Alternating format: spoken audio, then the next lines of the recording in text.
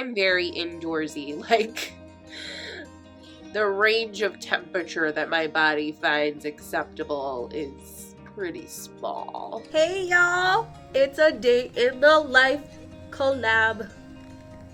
Let's go.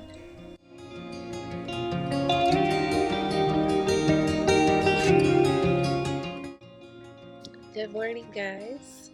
I am really struggling to want to get out of my warm bed because it's like 50 degrees outside, and this was supposed to be an autumn day in the life, but it looks and feels like winter outside.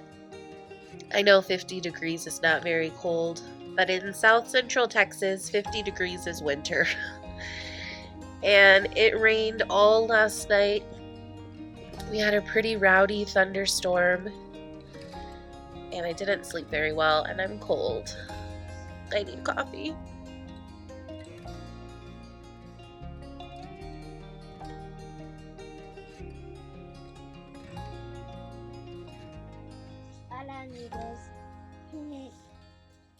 Alright, this is what we got going on.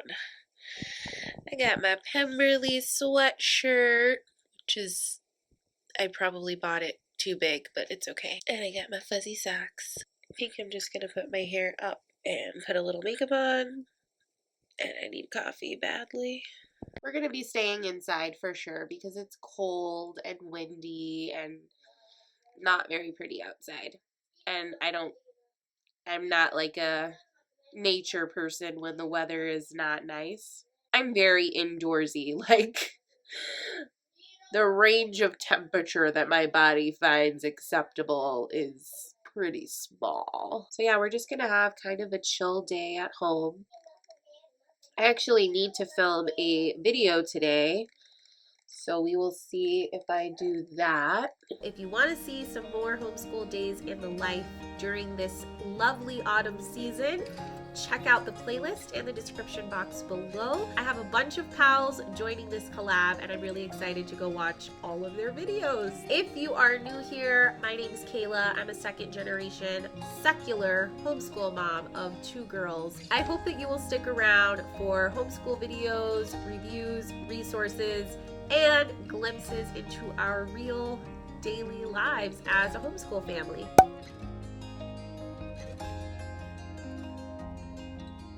Alright, so I'm going to just keep it really simple. I'm just going to make some oatmeal for the girls. They've already gotten themselves dressed and ready for the day.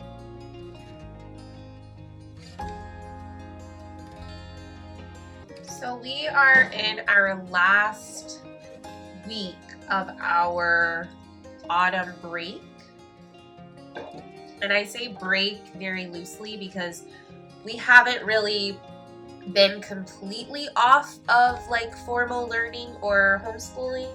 We've still been doing a few things, but we have been taking a lot more time to rest and kind of putting aside most of our schoolwork. So this is our last week of that. And I think that today we will just kind of do our usual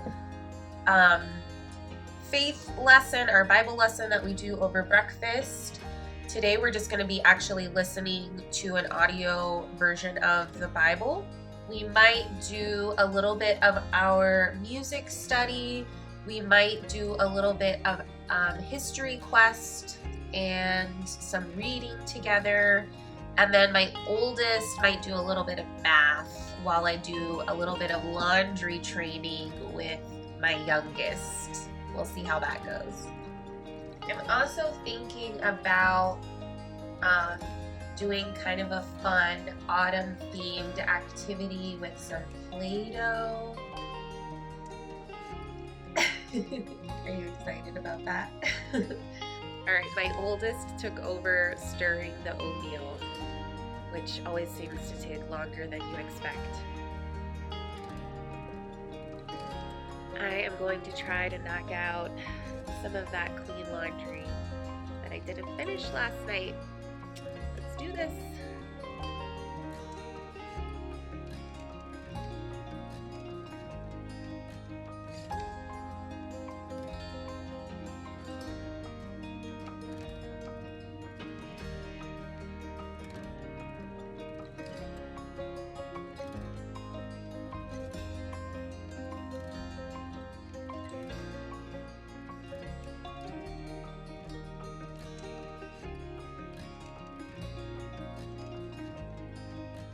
Joshua 8:1 through 19:51. So it's 18 and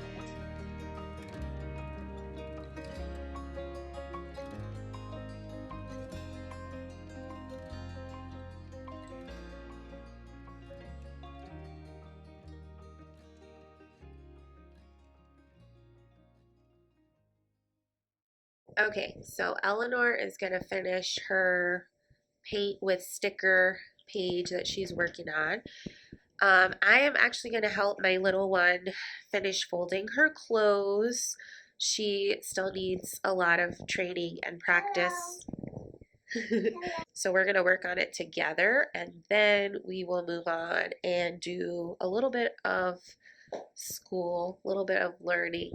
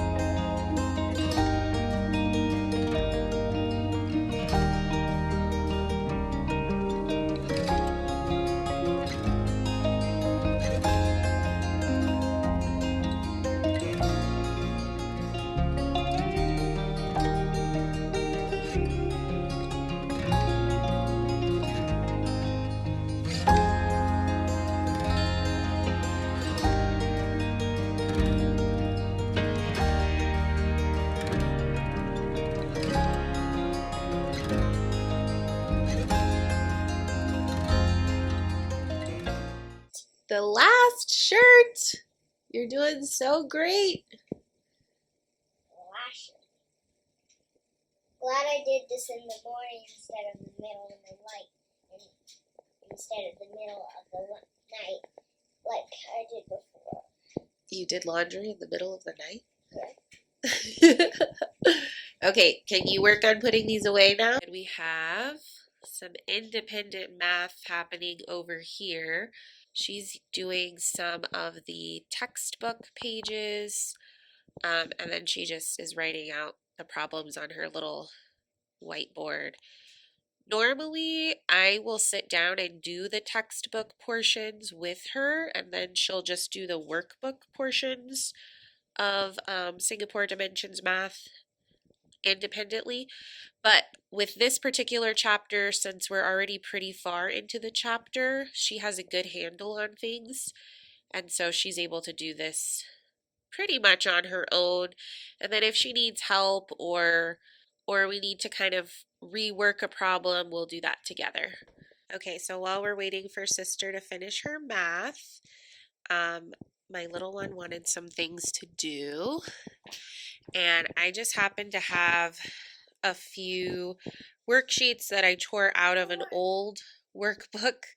And these are just like great for phonemic awareness. Like find which picture starts with N, find which picture starts with S. She did these patterns, draw the missing shape. She really enjoys it. And so I just pull these out when she asks for them. It's not something that I make her do or expect her to do. It's just when she asks for them, I have them there.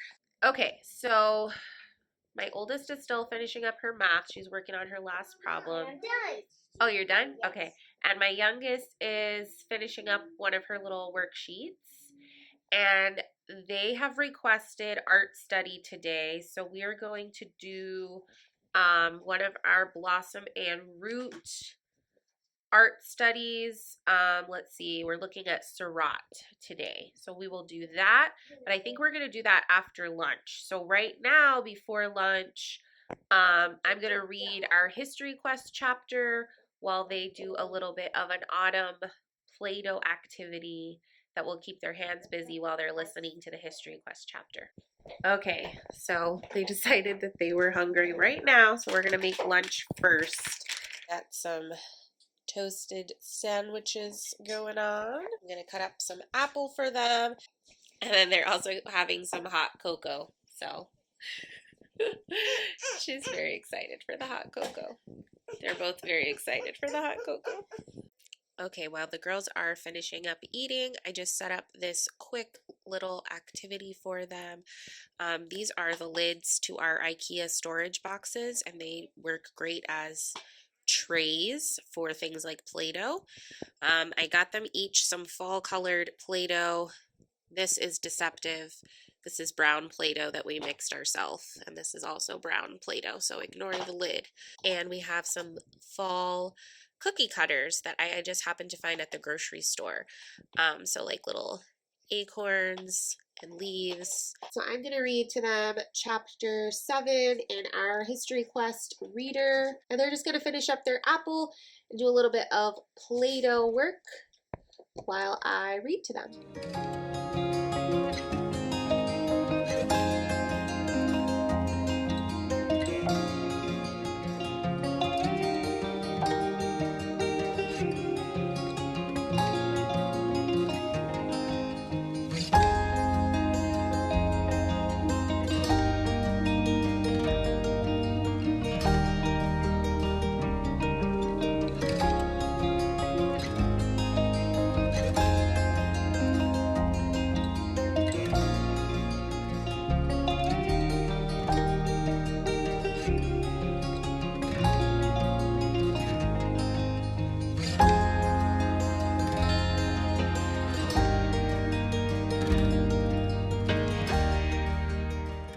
So I just wanted to show you guys, History Quest does a great job of laying out a nice little schedule for you, but I almost never stick to this. For example, on day 1, they want you to read the chapter, which we just read. They want you to look at the relevant pages in the Usborne Encyclopedia of World History, and then they also want you to do a map activity, which they have included in the back. These maps. But we just did the chapter, and I will leave this book open to this page throughout the whole time that we're studying this, and that way the girls can kind of reference it as we go along. But I don't really stick to like, this is what we do all in day 1. We are not going to do the map activity today. We'll do that on a different day. I'm okay with just reading the chapter for now, kind of getting our feet wet, just introducing it. The girls already found the general region on the globe, and I will usually pull out a map book and have that available to them during the duration of this. We usually don't finish a whole civilization or region in just 5 days. It usually takes us maybe 2 weeks to do it, just because of how we like to spread things out and take our time with things. I just wanted to kind of clue you in on how I'm using it and how it's working for us. And I'm sure at some point I'll do a full review on this now that we've been using it for a little bit of time and we have, kind of a rhythm with it, which I really like. All right, Margaret over here is just having a blast with Play-Doh. She always does. It's one of her favorite things. And then Eleanor, you've been making some really pretty. Those are so cute. Lovely. I love those colors. Yeah, kinetic sand is my favorite thing. Oh, kinetic sand is your favorite? But this is my second favorite thing. Got it.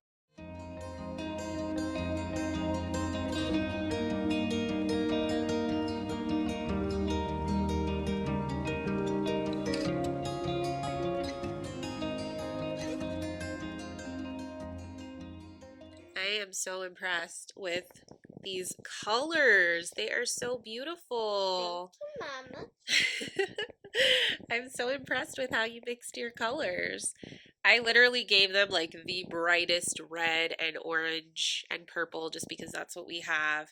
But she was able to mix them and use some brown to make these really pretty autumn shades. I love it. Margaret made me a bowl of spaghetti. Thank you, Margaret. With our little kitchen spoon. Thank you. I love it. Stuck it in there. Delicious. All right, the girls are tidying up their Play-Doh stuff. And I am going to get us ready for art study. So let me show you what that involves. So we're going to be doing this from Blossom and Root Year 1 Math and Art. It's going to be like dot art, basically. So I'm going to have the girls grab these supplies really quick while I look up our inspiration picture on just Google Images. The one thing that I don't love about Blossom and Root Art Study is that the pictures are not included, but the creator, Christina, has made sure that all of the pictures are pretty easy to access on just like Google search.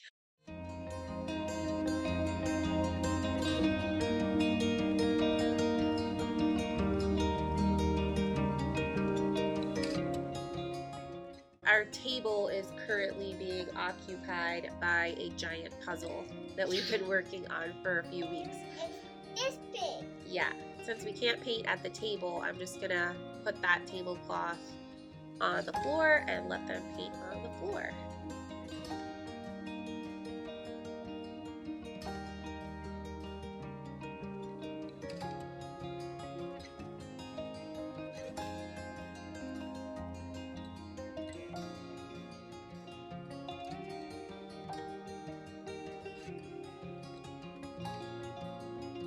Okay, so the girls are working on their paintings. They're putting a lot of detail into it, into their pointillism.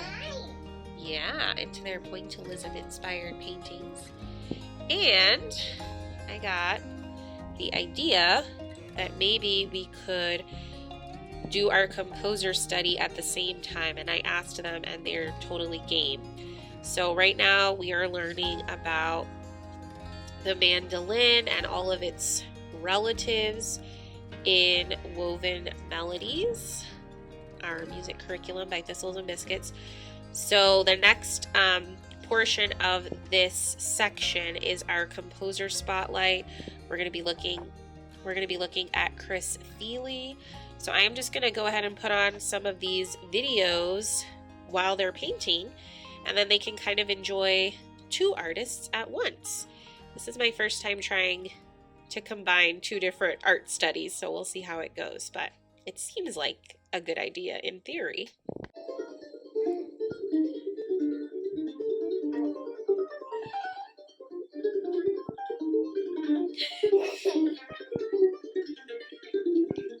Alright, I am just going to take a couple of minutes to write down in my planner what we have done so far. And I literally write down like everything. I write down the chores that we did, and I also do a little bit of like habit tracking, like did they do their high five today, meaning they got up, they got dressed, they brushed their teeth, they combed their hair, that kind of thing. Did they get a little bit of movement and a little bit of play before we kind of settled into our day and all the things we needed to do? So I will check that off.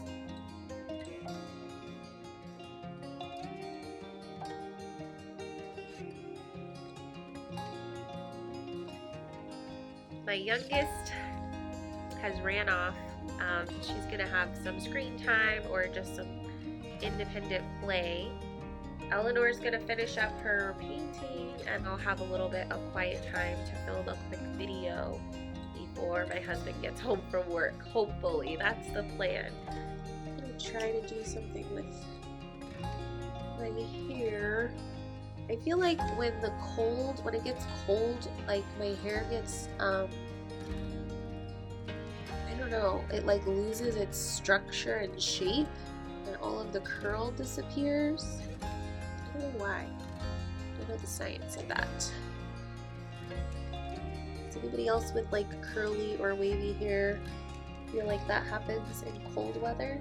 Maybe it's because the air is drier and like curly or wavy hair needs moisture. I don't know. I'm probably just gonna comb it out and see what happens.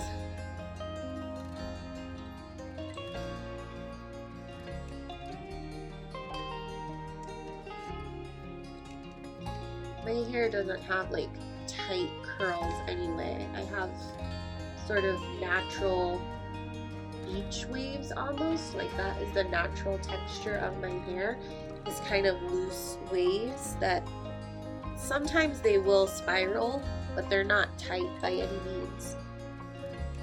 And so if I comb out my hair, it definitely gets straighter, but it also typically gets like frizzier and poofier. I'm trying to put some spray in it and give it a little bit more moisture.